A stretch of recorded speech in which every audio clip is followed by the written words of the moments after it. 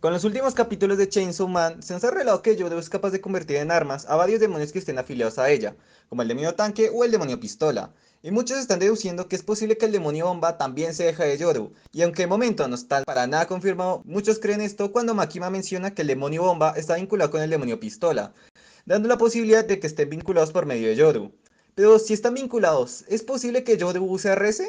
En teoría no, porque el demonio bomba se supone que debe tener un contrato con Reze para convertirla en un híbrido, y como vimos con Denji y Pochita, estos contratos anulan varias habilidades que los demonios usen en ellos, como con Santa o con el demonio zombie. Y aunque es posible que sí sea hija de Yoru, también tiene esa posibilidad de la fusión entre el demonio bomba con Reze, el núcleo del demonio bomba ya no haga caso a la llamada de Yoru al estar vinculado justamente con Reze. Por lo que si nos basamos en los contratos de los híbridos, Yoru no podría convertir a Reze en un arma.